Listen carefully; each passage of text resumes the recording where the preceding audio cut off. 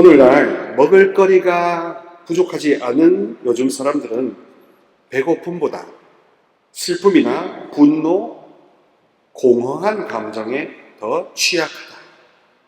허기진 배를 채워주기보다 내 마음을 안아주기를 바라고 마음을 몰라줄 때 서러워한다. 공황장애, 우울증, 분노조절장애, 조현병, 결정장애 등 근래 우리에게 익숙한 병들은 대개 감정에 관련된 병이다. 감정의 시대인 지금은 공감이 밥보다 더 중요하다. 인간은 어떤 이유로든 사랑을 포기할 수 없는 존재다. 사랑을 잠시 대체할 수 있는 건 많아도 우리가 만족하는 감정적 뿌리는 사랑 안에 있다. 혼자 있으면 불안하고 두렵고 누군가와 함께 있기를 바라게 되는 이유는 의외로 단순하다. 함께 있어야 안전하다는 생각은 무의식에 새겨져 우리의 삶을 좌우한다. 편을 만들어 놓아야 하는 마음이 놓이는 사회적 본능도 쉽게 사라지지 않는다. 사람들과 연결이 끊어졌다는 느낌, 즉 소외감이 들면, 외로움이 생기면 생명의 위협을 느낄 만큼 공포심도 따라온다. 시대는 변했지만 사랑을 통해 타인과 연결되고 싶어하는 본능은 여전히 강력하다. 바로 공감이 이해요. 이것은 강력한 힘이다.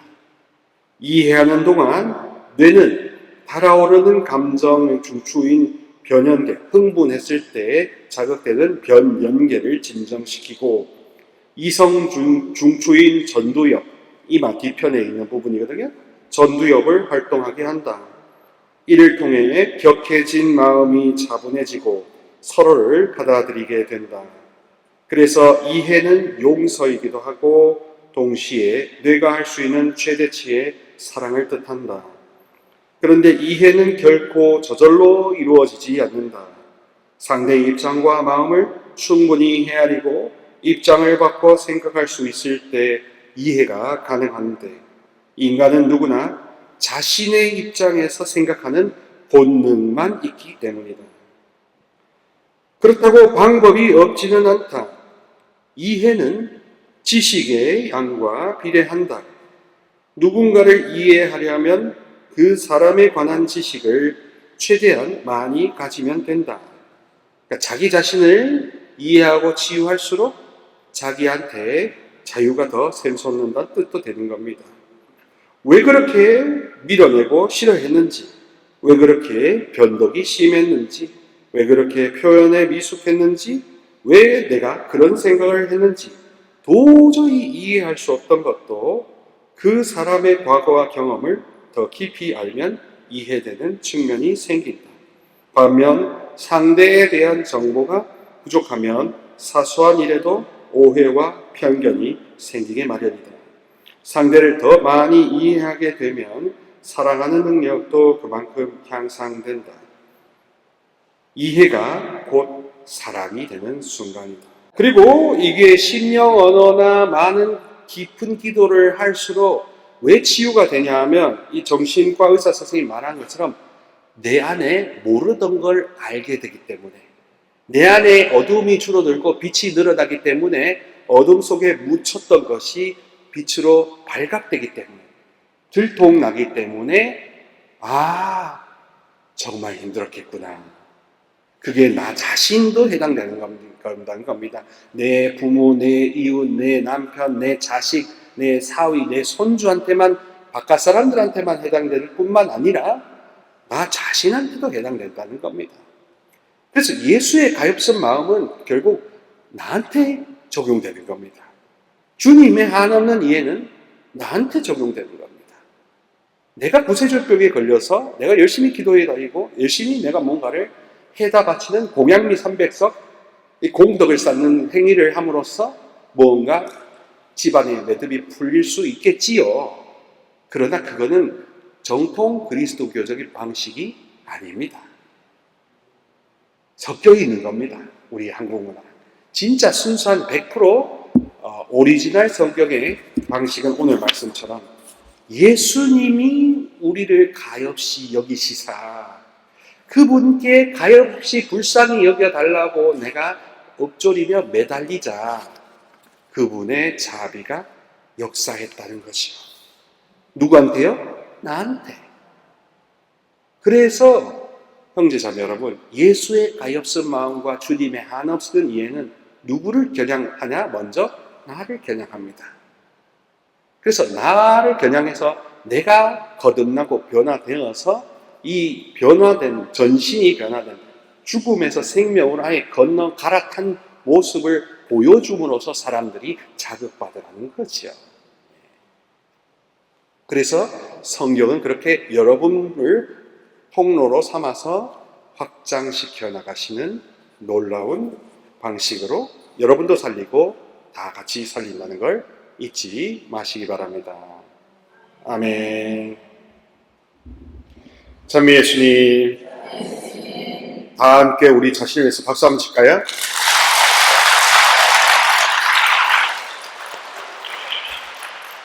오늘 여러분들과 오늘 복음, 루카복음을 비롯해서 좀 나눌 말씀을 이렇게 제목을 지어왔습니다. 예수의 가엾은 마음, 주님의 한없는 이해. 오늘 강의 혹은 강론의 핵심 결론을 말씀드리면 그렇습니다. 빨리 도망치자. 왜 제가 이런 결론부터 말씀드리느냐는 차근차근히 제가 준비해온 원고를 들으시면 이해가 되실 겁니다.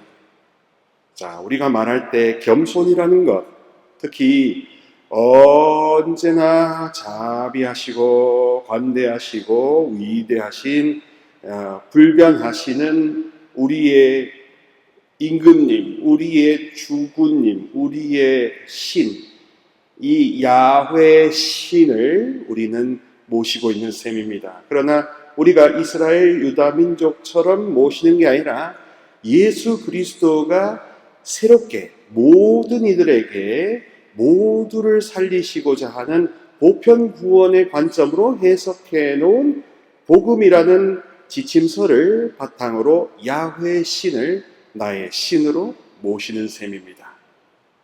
그래서 야훼 신이 나의 신이십니다. 따라해 보실까요? 야훼는 나의 신이다. 야훼는 나의 신이다. 야훼는 나의 주군님이다. 그래, 주군이라고 하잖아요. 그 주로 모시는 분. 그래서 주님이라고 하는 겁니다. 줄여서. 주군님, 주님, 임금님, 주님. 그래서 이 예수님이 마르코, 마테오, 루카, 요한의 복음을 통해서 유다인들처럼 법에 기초해서 하나님을, 야훼를 나의 신으로 섬기는 게 아니라 살리시는 분으로 이해하라고 하시는 겁니다. 자, 그러니까 그분이 생명을 주시고 힘도 주시고 살리시는 분인데 그 살리시는 분 앞에 우리가 할 일은 뭡니까? 빨리 도망치는 겁니다. 죽음과 죄악 앞에서 내가 뭔가 싸우려고 하는 기세와 지혜를 얻고 뭔가 탈출하려고 하는 이 아둥바둥하는 것이 사실 도움이 안 된다는 겁니다. 실상 도움이 안 되고 시간만 딜레이 시킨다는 것이죠. 그래서 우리 야훼 주님을 믿는 우리 교회의 사람들, 예수 그리스도의 동료요 버신 사람들, 이 성령의 궁전이요 성령의 집인 사람들, 마리아의 그런 아들, 딸들인 우리 가톨릭 교회의 사람들도 역시나 결론은 그겁니다. 뭔가를 아둥바둥 하려고 하기보다 빨리 도망쳐라. 빨리 네가 하려고 했던 그걸 다 그물이고 뭐든 다 내려놓고 빨리 도망쳐라. 도망쳐서 그 생명의 주인님 안에서 쉬어라. 편히 쉬어라. 힘을 받아라. 그게 복음인 겁니다. 그러니까 뭐를 지키고 안 지키고 뭐를 하고 안 하고 내가 싸워서 이기고 지고 그 관점보다 한층 더 높은 차원, 더 높은 고급 레벨은 편히 쉬는 겁니다. 빨리 도망치는 겁니다. 그래서 시편은 주님은 나의 산성, 나의 피난처, 나 누구를 두려워하랴, 이런 식으로 하고, 그리고 사망의 골짜기를 간다 하여도 주님이 함께 계시니 나는 두려워하지 않는 하는 시편 23편 말씀처럼 우리 여러분과 저 모두 다 예수 그리스도를 통하여 야훼를 결국 섬기고 있는 셈입니다. 그리고 그 야훼의 성품은 무엇이냐? 생명을 지으시고 생명을 주시고 생명을 회복하시는 분이다, 이겁니다. 생명을 회복하시는 당신의 영, 힘을 직접 주신다는 겁니다. 당신이 갖고 있는 크레딧 카드를 아예 통째로 주는 겁니다. 마음껏 쓰라고. 그게 성령을 내 안에 다시 모신다는 뜻이지요. 자, 그러니 나를 살리고 나를 치유하고 회복한다고 할 때, 여러분, 지금까지는 그냥 이런 기도하고 이렇게 기도에 모이고 하는 어떤 그 방법, 어떤 이런 정기적인 충실성으로만 모든 것이 이루어졌다라고 아마 생각하셨을 겁니다. 그래서 제가 새로운 이야기를 드리는 겁니다. 따라해 보실까요? 빨리 도망치자. 빨리 도망치자. 빨리 도망치자. 누구로? 야훼의 품 안에서 편히 쉴 수 있도록 빨리 도망치라는 겁니다. 여러분, 죄악을 피하려면 죄악을 끊는 게 아닙니다. 죄악에서 도망가는 겁니다. 죄악을 끊는다는 건 그거는 야훼의 살리고자 하는 힘과 그 애틋한 마음을 모를 때, 애정 결핍에 있을 때 내가 뭔가를 하려고 아둥바둥 되는 겁니다. 아무도 나를 도와준 적이 있어요? 없으니까. 그러니까 내가 나를 살리고 내가 나를 구해야 된다는 강박증, 스트레스 때문에 나는 무언가 궁리를 막 연구하는 게 몸에 배었다는 겁니다. 야훼가 어떤 신인지 깊이 느낄 새도 없이 말입니다. 자, 그래서 이럴 때 말하는 겸손하다는 것은 빨리 도망치는 게 겸손한 겁니다. 왜냐하면 나는 가난하고 그분은 플래티넘 카드를 주시는 분이기 때문에 내가 왜 굳이 돈을 벌려고 고생해야 하는가 하는 이 냉정한 현실의식이 있기 때문에 빨리 도망치는 게 겸손한 사람입니다. 자신을 통제할 수 있다. 내가 싸워서 이길 수 있다. 이렇게 확신하는 사람일수록 일탈할 확률, 악마의 늪에 빠질 확률이 더 크다 적다? 크다는 겁니다. 내가 뭔가를 하려고 하는 것은 그분이 해주시는 것에 비하면 아무것도 아닌데 내가 나의 눈에만 사로잡혀서 야훼 하나님이 얼마나 크게 도와주실까를 모른 채로 그렇게 살고 있으니 늪에 빠져서 헤어나오지 못하고 도망치지도 못하는 경우가 많은 겁니다. 여러분, 중독자들의 제일 큰 거짓말이 뭔지 아세요? 딱 한 번만. 알코올 중독자들의 거짓말이 뭔지 아세요? 딱 한 잔만. 아주 그냥 너구리처럼 담배만 피는 사람 뭔지 아세요? 딱 한 대만. 근데 도둑질 하는 사람도 그럽니다. 바늘 도둑이 소도둑 된다고. 딱 한 번만. 주식 투자도 딱 이번 한 번만. 자, 이게 사람들을 망하게 한다는 거죠. 그래서 믿음도 겨자씨만한 작은 믿음으로부터 시작돼서 점점 커지듯이 일탈도 아주 작은 것에서부터 시작된다는 겁니다. 그 작은 일탈로부터도 도망치지 않으면 우리는 이길 재간이 없다는 겁니다. 말에 하나 정말로 이겼다고 쳐더라도 그 이상으로 유혹의 강도가 세지는 게 살아오신 경험치시잖아요. 한 번쯤은 괜찮다거나 삶의 활력소가 되었다는 거짓에 속으시면 안 됩니다. 딱 한 번만, 딱 한 잔만, 로또 딱 요번에 딱 한 번만, 서울 과천에 있는 경마고 딱 한 번만. 그러니까 이 악을 내가 그걸 끊어야지. 이거는 거짓입니다. 끊을 수가 없습니다. 도망쳐야 됩니다.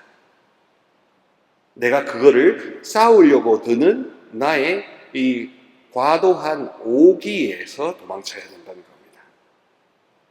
본인 인생만 망가지면 그나마 낫죠. 딱 한 번만 하고 어떻게 합니까? 다 말아먹잖아요. 다 말아먹습니다. 자기 자신이 겸손하게 이 모든 죄악과 일탈로부터 도망치려는 생각을 하지 않고 맞닥뜨려서 자기가 컨트롤할 수 있다고 하는 그 오기 때문에 다 억울하게 남의 인생까지 망치는 셈입니다. 실제로 뇌과학적으로 활동을 이렇게 보니까요, 일탈, 죄악, 중독은 자극 강도가 상당히 높거든요. 평상시에 우리가 맛있는 거 먹고 사람들과 대화하고 뭔가 이제 칭찬받고 상장 받는 게 한 20, 30점이라고 생각하면, 그러니까 이 자극 강도가 굉장히 높기 때문에 일탈시키는 죄악으로부터 도망가지 않으면 우리는 살 국리가 없다는 겁니다. 그래서 역설적으로 우리는 어디로 돌아와야 되느냐? 평범한 것에 행복이 있다는 겁니다. 일상 안에 성령이 살아계신다. 뭔가 짜릿하고 특별한 것을 원하는 그것일수록 사실 따지고 보면 내가 지금 내 뇌가 지금 망가졌다는 겁니다. 아프다는 겁니다. 뭔가 만족을 못하는 것은 사실 내 몸과 내 정신과 내 뇌도 실제로 아픈 상태일 수 있다는 겁니다. 그러니 일탈에 취하고 죄악에 취하고 중독에 취하면 뇌가 지쳐버린대요. 그래서 더 이상 사랑을 주고 받을 능력이 감소한다는 겁니다. 그리고 소통하는 능력도 전반적으로 줄어들 수밖에 없습니다. 이렇게 일탈 죄악을 목도하면서 야훼 주님, 그의 아들 예수 그리스도, 생명을 통째로 주시는 성령께 마리아의 품 안으로 도망가지 않는 사람들은 망할 수밖에 없는 게 현실입니다. 내가 기도를 많이 했다고, 내가 신심이 좋다고, 저 같은 사제도 다 도망가야 됩니다. 그리고 진짜 주교님의 인증받은 구마 사제들조차도 자만하면 끝입니다. 왜냐하면 구마 예식이라는 것도 그 집행하는 사제가 얼마나 깨끗한 믿음을 준비해 왔냐와 그 구마 예식을 받는 가족들과 그 사람의 합심된 믿음을 통하여, 그 믿음을 통하여 주님이 그 안에 있는 악령을 제거해 주시거든요. 그러니까 구마예식을 한다는 게 만능이 절대 아닙니다. 여러분 착각하지 마세요. 구마예식이 만능이 아닙니다. 구마사제가 만능이 아닙니다. 구마사제의 임명장을 받았다는 게 만능이 아닙니다. 임명장을 받고 주교님의 권한을 받는 건 매우 중요한 일이지만 그게 완성은 아니라는 겁니다. 그러니 어떤 구마사제도 자기가 주교님의 임명을 받았다고 해서 나는 이제 할 수 있다, 나는 이제 정결한 사람이다 라고 생각해버리고 예수 그리스도와 성령과 야훼 아버지께 도망치는 일, 마리아께 도망치는 일을 멈추면 다 망한다는 겁니다. 그러니 겸손이라는 것은 누구에게나 요구되는 겁니다. 교황님부터 이 말단에 있는 사람까지 모든 신자들에게 겸손은 필수입니다. 그러니까 예수님의 반열 정도 되는 사람이야 모르겠지만 우리는 그런 사람이 없지 않습니까? 게다가 예수님조차도 그 정도의 반열에서 굉장히 비천한 사형수까지 자기 자신이 모욕과 무시를 당하셨고 정말 죽음을 당하실 때까지 계셨으니 예수님부터가 겸손의 길을 가신 것 아니겠습니까? 자, 그러니 모든 영적 투쟁, 치유, 질병, 가정의 풍비박산 나는 모든 중독 이런 걸 앞에서 내가 많은 기도를 바치고 내가 많은 미사를 드린다는 것이 해결해 주는다기보다, 물론 그것도 도움이 안 될 수는 없겠지만 제일 중요한 마스터 키는 뭐냐? 도망치는 겁니다. 빨리 도망치는 겁니다. 그리고서 이건 내가 해결할 수 있는 게 절대 아니구나 하면서 가난한 심령을 가지는 사람이 필요하다는 뜻입니다. 복음으로 좀 들어가면 이렇습니다. 오늘 루카복음 7장 11절에서 17절에서는 예수님께서 나인이라는 고을에 사는 과부의 외아들을 살리신 치유 기적 이야기가 나옵니다. 이것은 오직 루카복음에만 등장하는 이야기입니다. 열왕기상 17장 8절에서 24절에서는 엘리야 예언자 역시나 사레타 지방의 과부의 외아들을 살린 치유기적 이야기가 나타납니다. 다만 엘리야 예언자는 죽은 과부의 아들을 자기가 머무는 옥상 방으로 올라가서 자기 잠자리에 누웠고 그리고 주님께 부르짖었습니다. 엘리야 예언자라는 주님의 전령, 주님의 아주 친근한 종도 치유를 위해서는, 기적을 위해서는 주님께 간절하게 납작 엎드려 부르짖었습니다. 이렇게 부르짖었습니다. 주저의 하느님, 이 아이 안으로 목숨이 돌아오게 해주십시오. 그래서 열왕기상 17장 22절 말씀처럼 이렇게 됩니다. 주님께서 엘리야의 소리를 들으시고 그 아이 안으로 목숨이 돌아오게 하시자 아이가 다시 살아났다. 인간인 엘리야는 주님께 끊임없이 자기가 간절하게 이 가난한 겸손한 매달리는 이 부르짖는 기도와 시간을 통해서 그 부르짖음의 열매로 치유 기적이 일어난 셈입니다. 그러나 루카복음에 나오는 예수님이 하느님 아드님이시기 덕분에 예수님의 놀라운 능력, 예수님의 말씀, 이 나아라, 일어나라, 이것으로 치유가 일어난 게 아니랍니다. 젊은이여 내가 너에게 말한다, 일어나라 했으니까 예수님 말씀하시면 낫는구나 라고 생각들 하시겠죠? 이 복음은 그걸 이야기하는 게 아니라고 합니다. 주석서를 제가 보니까 그렇습니다. 다름이 아니라 불쌍한 사람들, 그런 가엾은 사람들에게 예수님이 가지시는 그 가엾은 마음, 측은지심, 예수 성심이 예수님의 가엾은 마음이 그들을 살린다는 겁니다. 예수님이 가엾이 여기시기 때문에 그들이 살아났다는 겁니다. 그리고 이 측은지심은 쉽게 말하면 공감하는 마음입니다. 공감 능력이 치유의 힘이라는 겁니다. 루카복음에서는 과부와 친구들의 믿음이 전혀 나타나지 않고 오직 불쌍한 사람을 측은히 여기시는 예수 그리스도의 성심, 가엾은 마음만이 강조되는 겁니다. 비가 좀 올 텐데 두려워하지 마시고 주님은 가엾이 보사 여기서 안전하게 이야기하게 합니다. 그러니까 이 주님한테, 예수님한테 능력이 있어서 치유되고 부르짖지 않아서 그게 아니라 신약 성경의 예수 그리스도로부터는 왜 치유되고 왜 살아나느냐? 주님이 가엾이 여기시기 때문에. 그러므로 거꾸로 생각하면 내가 그분의 가엾은 동정심을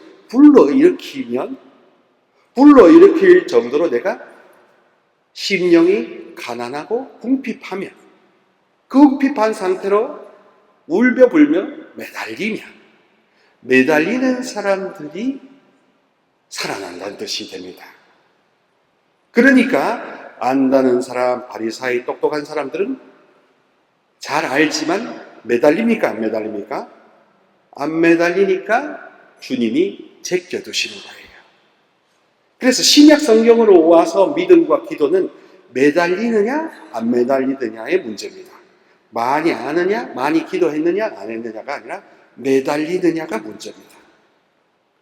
루카복음에서는 그렇게 측은지심을 가지신 예수 그리스도의 성심, 가엾은 마음만이 강조되고, 루카복음사가는 그렇게 분명히 예수님께서 간절히 당신께 매달리는 사람, 야훼 주님께 간절히 매달리는 사람을 돌보고 구원하시고자 오신 큰 예언자다라고 이야기하고 있습니다. 당신 백성을 돌보시고 구원하시기 오신 마리아 육신을 통해서 오신 그런 가난하고 겸손한 분이라는 것을 강조하고 있다는 겁니다. 이 나인이라는 동네는 나자렛 남쪽에 있는 마을입니다. 당시 풍습에 따라서 죽은 이의 시신은 언제나 사람들이 사는 성문 밖에 묻혀야 했습니다. 그래서 이 복음서 7장 12절에 보면은 사람들이 시신을 메고 성문 밖으로 나가고 있었던 겁니다. 성문은 사람이 들어오고 나가는 자리이기 때문에 예수님이 들어오시면서 그 시신이, 젊은이 시신이 나가는 걸 마주치셨겠죠. 마치 여기 중앙대 흑석동병원, 중앙대병원 영안실에서 누가 발인이 되는 거를 예수님이 보시는 셈하고 같을 겁니다. 근데 그 발인되는 관 뒤에서 누가 있습니까? 과부가 울고 있는 겁니다. 과부는 이렇게 생각했을 겁니다. 정말로 뼛속을 파고드는 너무 큰 상실감, 그런 심정, 애통함, 비통한 모정을 예수님은 다 꿰뚫어 보셨겠죠. 자, 이렇게 공감 능력을 갖고 그 사람의 안에 있는 속을 속속들이 꿰뚫어 보는 게 바로 지식의 말씀 은사입니다. 그리고 지식의 말씀 은사는 결국 사람들을 야훼께로 다시 인도하고 야훼의 측은지심, 애통한 마음, 가엾은 마음과 연결시켜 주려는 것입니다. 그래서 모든 부정적인 것이 치유되고 녹아 사라지게 되는 겁니다. 형제자매 여러분, 정신과 의사 선생님도 그렇고요, 신앙에서도 그렇고요, 자기 자신 안에 감추어져 있는 것을 확실히 깨닫고 이해하면 병이 낫습니다. 병이 왜 안 나느냐 하면 원인을 몰라서 힘들어하는 겁니다. 원인을 몰라서 불안해하는 겁니다. 불안하니까 병이 더 도지는 겁니다. 악순환이 생긴다는 겁니다. 그런데 이렇게 뛰어난 영과 육의 의사이신 예수님께서 당신이 갖고 계시는 성령의 능력, 지식으로 이렇게 그 애끓는 어머니의 비통한 심정을 꿰뚫어 보시고, 그리고 그 운구가 나가는 것을 붙드셨을 겁니다. 그러면서 왜 그랬는지에 대한 근거가, 그는 외아들이고 그 어머니는 과부였다. 하필 외아들이고 과부입니다. 그냥 아낙네가 아니라 과부입니다. 그냥 아들이 아니라 외아들입니다. 과부에게 외아들은 뭡니까? 전부입니다. 전부를 잃어버린 사람은 어떤 사람입니까? 홀딱 말아먹은 가난한 사람입니다. 소외된 사람입니다. 애정 결핍을 넘어 상실감, 박탈감에 몸서리치는 상태입니다. 그렇게 엄청난 상실감을 갖고 성문 밖에 매장하려고 나가고 있었는데, 그 뒤를 따르면서 절규하고 애통하는 과부의 심정을 예수님의 높은 공감 능력, 지식으로 알아보셨던 것이죠. 그래서 13절에 주님께서는 그 과부를 보시고 가엾은 마음이 드시어 그에게 울지 마라 하고 이렇게 표현하십니다. 예수님께서는 왜 죽은 외아들을, 과부의 외아들을 살리신 것인지 그 뒤에 나오는 이야기에서 그 동기를 알 수 있습니다. 그것은 누구의 요청이나 믿음 때문에 그를 고치신 것이 아니라 과부에 대한 측은지심 때문에 예수님이 죽은 외아들을 되살리셨던 것입니다. 그래서 그분의 자비심이 기적을 일으켰다는 겁니다. 여기서 한번 말씀드리고 싶은 게요, 사제의 안수가 치유시켜주는 게 아닙니다.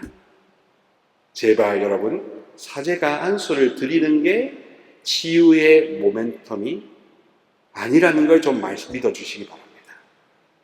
제가 많이 안수를 드려봐도 그거는 안수는 드리면 드릴수록 제가 손해더라고요. 손해. 진만 빠지고 힘만 빠지고 아무 변화가 없어서 저는 많은 생각을 해왔습니다. 결국에는 뭡니까? 내가 나 자신한테 굉장히 애처롭게 부르짖으며 야훼를 찾아갔는가, 도망쳤는가, 피해갔는가, 빨리 도망쳤는가가 믿음의 근거가 되더라고요. 그러니 안수를 요즘 들어서는 도무지 안 드립니다. 실망하실 수 있지만 드리지 않습니다. 대신에 여러분들이 스스로 함께 부르짖는 기회를 많이 초대하고 있습니다. 그렇게 신부님이 안수해주면 낫겠지, 좋아지겠지가 아닙니다. 절대 아닙니다. 여러분 스스로가 야훼 주님께 매달리는 거가 낫게 하는 겁니다. 유다교에서는 율법은 이러저러한 방법, 대사제, 율법사제 이런들이 하는 어떤 그런 행위나 격식으로 뭔가 이루어졌다고 생각하는데요. 그 사람들은 역시나 죽은 자와 접촉하는 것을 매우 불결한 것으로, 부정타는 것으로 봤답니다. 지금 우리나라 사람들 중에서 어떤 그런 이야기 하는 사람 있죠. 그런데 예수님은 생명을 이 율법과 문화 속에 가두는 것보다 생명이 그 자체로서 귀하기 때문에 망설 없이 관에 손을 대십니다. 죽어 어두운 관 속에 갇혀있는 그 젊은 외아들의 몸을 만지시는 셈이죠. 또 이를 두고 슬퍼하는 화련한 과부 어머니에게 주목하시고 죽은 자에게 마치 산자처럼 명령하십니다. 젊은이여, 일어나라. 말씀은 물론 말씀이 힘이요 말씀이 능력이지만 그 말씀이 어디서부터 왔나?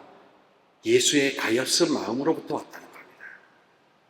그래서 그 가엾은 마음과 우리가 연결되는 게 치유라는 겁니다. 연결되지 못했던 이유가 많았는데요. 그것은 바로 내가 매달리지 않는 것도 있고 또 내가 많은 경우 애정 결핍에 시달리고 있었던 셈입니다. 예수님께서는 외아들을 이제 그 어머니에게 돌려주십니다. 죽은 이가 일어나 앉아서 말을 하기 시작했다는 것은 외아들의 부활과 소생, 치유 기적입니다. 아무런 대가나 보상을 기대하지 않고 아들을 어머니에게 돌려보내십니다. 인정 보상이나 박수갈채, 영웅심리, 구세주병도 없습니다. 그분이 구세주기 때문에 구세주병이 없습니다. 우리 많은 경우 치유 기도를 해주는 사제, 누구든지 구세주병이라는 거 걸립니다. 내가 뭔가 좀 한 것 같은 영적 교만이 쌓입니다. 내가 뭔가 하지 않으면 저희들이 망할 것 같은 그런 강박 불안도 구세주병입니다. 구세주병에서 빠져나오세요. 그분만이 해주실 수 있습니다. 구세주병에서 빠져나오는 길, 그것도 역시 빨리 도망치는 겁니다. 이거는 내가 맞설 문제가 아니구나.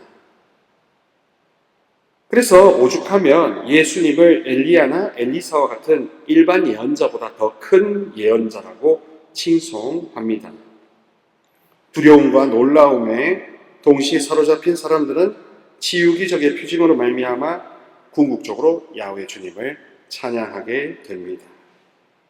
그래서 루카가 즐겨 사용하는 관용적 표현으로 하느님께서 당신 백성을 찾아오셨다라고 이렇게 말하는 것이죠. 예수님의 가엾은 마음, 주님의 한없는 이해가 근본 치유를 일으켰습니다. 어떻게? 죽은 영혼을 살렸어요. 죽음을 생명으로 바꾸었단 말입니다. 당뇨병이나 어떤 가지 있는 그 질병을 고치는 수준이 아니라 죽음을 생명으로 아예 바꿔놓는 근본 치유는 예수의 가엾은 마음, 주님의 한없는 공감에서 나왔다는 겁니다. 지금까지 왜 기도회를 많이 하시면서 왜 이렇게 갈수록 힘이 떨어지고 재미가 없었을까? 연세가 물론 드시는 것도 있었지만 더 큰 문제는 무엇이냐? 내 안에 있는 죽음의 권세를 생명으로 아예 통째로 바꿔놔 달라는 부르짖음이 많이 열정적으로 없었기 때문에, 혹은 그 부르짖는 열정이 점점 불이 꺼졌기 때문에, 조직적으로나 교구 차원이나 기도회나 나라는 성령의 궁전 안에 타오르는 열정이 꺼져가고 있었기 때문에 죽음의 권세를 생명의 법으로 바꾸어 놓는 근본 치유는, 근본 회개는 갈수록 줄어들었던 겁니다. 그런 다음에 겉으로 드러나는 문제에 대해서만 이야기를 하고 있었던 셈이죠.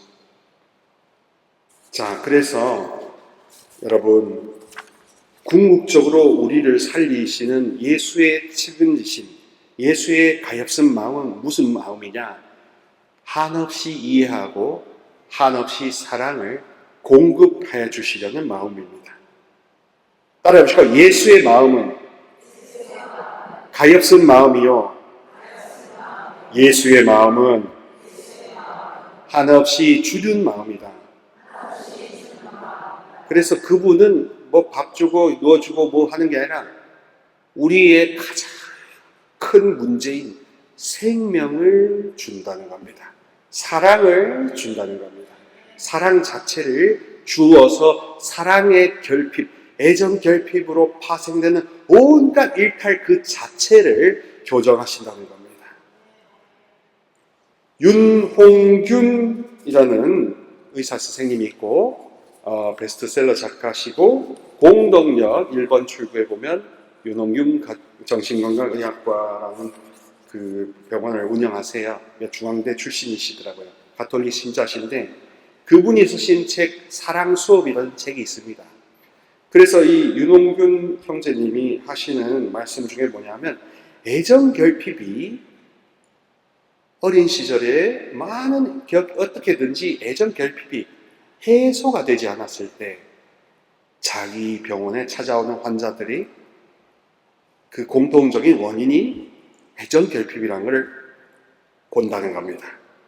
수많은 정신병과 신경증적인 모든 것들의 근원 뿌리에는 애정 결핍이 만성화된 것에 있다는 셈입니다. 공황장애, 조울증, 우울증, 불안장애, 모든 것들, 조현병으로 가는 그런 모든 것들 다 결국에는요, 애정 결핍이 씨앗이 되었던 것이에요. 애정 결핍이 지속될 때 느끼는 감정은 자기 연민이라고 윤홍균 선생님 말씀하십니다. 애정 결핍이 만성화 되잖아요, 만성화. 그러면 나를 제일 불쌍한 사람으로 여긴다는 겁니다. 예수님이 이 외아들을 불쌍히 여기시는 게 정상인데, 인간인 내가 나 자신을 불쌍하게 여기는 게 one day to day, one year to year 계속되었다는 것은 사실은 내가 지금 굉장히 아프다는 겁니다. 불안과 우울과 다른다는 겁니다. 애정 결핍과 자기 연민은 자신에 대해 안됐고 슬픈 마음이 드는 복잡한 감정이라는 겁니다. 마음속에서 이런 생각을 한답니다. 세상에서 나보다 불쌍한 사람은 없을 거야. 내 주변은 늘 왜 이런 식일까? 내 마음을 알아주는 사람은 아무도 없어. 이게 자기 연민에서 나오는 거짓의 음성이라는 겁니다. 이렇게 서러움에 사로잡히고 외로움에 사로잡힐수록 예수의 측은지심이 안 느껴집니다. 예수님의 주님이 이렇게 한없이 공감해 주시는 게 안 와닿습니다. 해결은 무엇이냐? 내가 부르짖기 시작하고 내가 말하기 시작합니다. 안 느껴진다고. 내가 애정결핍을 시달려서 지금 평생토록 애정결핍에 힘들어하고 있다라고 인정을 하고 도망쳐야 되는 겁니다. 그래서 제가 처음에 말씀드렸다시피 빨리 도망치라는 겁니다. 이 애정결핍을 내가 뭔가 해소하려고 하는 충동을 뒤로 하고 빨리 도망치시라는 겁니다. 사랑만 많으신 야훼 주께. 사랑이 본성이요, 사랑이 능력이신 우리 신께 도망가라는 겁니다. 예수님을 닮은 은사봉사자는 기대와 인정보상을 기대하면 안 됩니다. 돈을 요구해서는 더더욱 안 됩니다. 그리고 진짜 치유와 회개가 일어나면 온 동네 사람들이 먼저 소문낸다는 겁니다. 그래서 저 나았어요 하고 오는 게 진짜 치유사를 가진 사람입니다.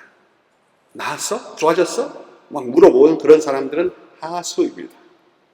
가만히 있으면 그들이 찾아와가지고 좋아졌다고 증언을 하게 되어 있습니다. 맛집은 광고를 안 하듯이 그런 겁니다. 그래서 남의 고민을 들어주다가도 자신의 처지를 자꾸 호소하는 사람, 자기 연민에 빠진 사람, 애정결핍에 시달리는 사람입니다.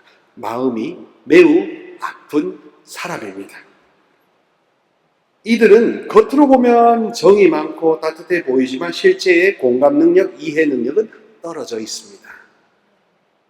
그래서 타인의 감정을 과하게 살피는 경향이 있는데 그거는 결국 자기 이야기를 퍼대려는 멍석이에요. 그래서 자신을 방어해야 한다는 생각에 공격적인 태도로 무장하는 사람도 있습니다. 나를 돕지 않으면 너는 나쁜 사람이다 라고 암시를 주는 사람도 있습니다. 내가 이렇게 된 건 그만한 이유가 있어서야. 이런 사람도 멀리 하셔야 됩니다. 이런 사람 불쌍하다고 함께 하다가는 여러분 기가 쪽쪽 빨립니다. 예수님도 아닌 사람이 예수님처럼 구세주병에 걸려서 그를 돕는다고 할 때 우리는 스스로 무덤을 파는 셈이거든요. 자신의 무례한 행동을 합리화하기도 합니다. 늘 위로받으려 하고 끊임없이 누구 곁에 있어 주기를 바라고 그 사람이 항상 사람을 사랑해 주길 바랍니다. 그래서 여러분, 애정이 결핍됐다는 말은 오랫동안 인정과 찬사를 받지 못했다는 뜻이고 자기 자신이 얼마나 매력적인 사람인지 모른다는 겁니다. 이 외아들은 자기 자신이 얼마나 매력적인지 알아서 예수님이 살려주신 것은 아니죠. 그러나 만약에 이 외아들과 이 엄마가 예수님께 더욱더 매달렸다면 어떻게 일이 펼쳐졌을지는 모르지만 외아들도 과부도 예수님도 분명히 아셨던 것은 아마도 생명보다 중요한 것 없다라는 공통 감각이었던 것입니다.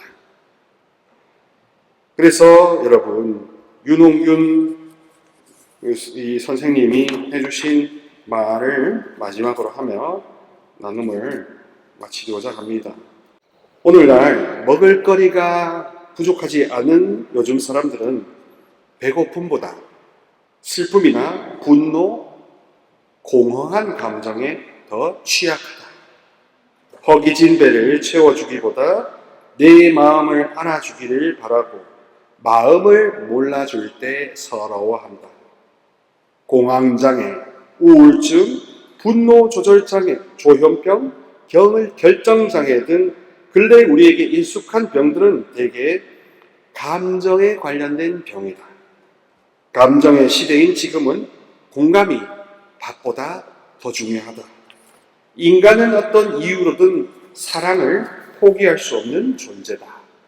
사랑을 잠시 대체할 수 있는 건 많아도 우리가 만족하는 감정적 뿌리는 사랑 안에 있다. 혼자 있으면 불안하고 두렵고 누군가와 함께 있기를 바라게 되는 이유는 의외로 단순하다. 함께 있어야 안전하다는 생각은 무의식에 새겨져 우리의 삶을 좌우한다. 편을 만들어 놓아야 하는 마음이 놓이는 사회적 본능도 쉽게 사라지지 않는다. 사람들과 연결이 끊어졌다는 느낌, 즉 소외감이 들면, 외로움이 생기면 생명의 위협을 느낄 만큼 공포심도 따라온다. 시대는 변했지만 사랑을 통해 타인과 연결되고 싶어하는 본능은 여전히 강력하다. 바로 공감이 이해요. 이것은 강력한 힘이다. 이해하는 동안 뇌는 달아오르는 감정 중추인 변연계, 흥분했을 때 자극되는 변연계를 진정시키고 이성 중추인 전두엽, 이마 뒤편에 있는 부분이거든요. 전두엽을 활동하게 한다. 이를 통해 격해진 마음이 차분해지고 서로를 받아들이게 된다. 그래서 이해는 용서이기도 하고 동시에 뇌가 할 수 있는 최대치의 사랑을 뜻한다. 그런데 이해는 결코 저절로 이루어지지 않는다. 상대의 입장과 마음을 충분히 헤아리고 입장을 바꿔 생각할 수 있을 때 이해가 가능한데 인간은 누구나 자신의 입장에서 생각하는 본능만 있기 때문이다. 그렇다고 방법이 없지는 않다. 이해는 지식의 양과 비례한다. 누군가를 이해하려면 그 사람에 관한 지식을 최대한 많이 가지면 된다. 그러니까 자기 자신을 이해하고 치유할수록 자기한테 자유가 더 샘솟는다는 뜻도 되는 겁니다. 왜 그렇게 밀어내고 싫어했는지, 왜 그렇게 변덕이 심했는지, 왜 그렇게 표현에 미숙했는지, 왜 내가 그런 생각을 했는지 도저히 이해할 수 없던 것도 그 사람의 과거와 경험을 더 깊이 알면 이해되는 측면이 생긴다. 반면 상대에 대한 정보가 부족하면 사소한 일에도 오해와 편견이 생기게 마련이다. 상대를 더 많이 이해하게 되면 사랑하는 능력도 그만큼 향상된다. 이해가 곧 사랑이 되는 순간이다. 정말 힘들었겠구나. 정말 힘들었겠구나. 정말 힘들었겠구나. 그리고 이게 심령 언어나 많은 깊은 기도를 할수록 왜 치유가 되냐 하면 이 정신과 의사 선생님이 말한 것처럼 내 안에 모르던 걸 알게 되기 때문에 내 안에 어둠이 줄어들고 빛이 늘어나기 때문에 어둠 속에 묻혔던 것이 빛으로 발각되기 때문에 들통나기 때문에 정말 힘들었겠구나. 그게 나 자신도 해당되는 겁니다. 내 부모, 내 이웃, 내 남편, 내 자식, 내 사위, 내 손주한테만 바깥 사람들한테만 해당될 뿐만 아니라 나 자신한테도 해당된다는 겁니다. 그래서 예수의 가엾은 마음은 결국 나한테 적용되는 겁니다. 주님의 한없는 이해는 나한테 적용되는 겁니다. 내가 구세절병에 걸려서 내가 열심히 기도해 다니고 열심히 내가 뭔가를 해다 바치는 공양미 300석 이 공덕을 쌓는 행위를 함으로써 뭔가 집안의 매듭이 풀릴 수 있겠지요. 그러나 그거는 정통 그리스도교적인 방식이 아닙니다. 섞여 있는 겁니다. 우리 한국 문화. 진짜 순수한 100% 오리지널 성경의 방식은 오늘 말씀처럼 예수님이 우리를 가엾이 여기시사 그분께 가엾이 불쌍히 여겨달라고 내가 엎조리며 매달리자 그분의 자비가 역사했다는 것이요. 누구한테요? 나한테. 그래서 형제자매 여러분, 예수의 가엾은 마음과 주님의 한없은 이해는 누구를 겨냥하냐? 먼저 나를 겨냥합니다. 그래서 나를 겨냥해서 내가 거듭나고 변화되어서 이 변화된 전신이 변화된 죽음에서 생명으로 아예 건너 갈아탄 모습을 보여줌으로써 사람들이 자극받으라는 거죠. 그래서 성경은 그렇게 여러분을 통로로 삼아서 확장시켜 나가시는 놀라운 방식으로 여러분도 살리고 다 같이 살린다는 걸 잊지 마시기 바랍니다. 아멘.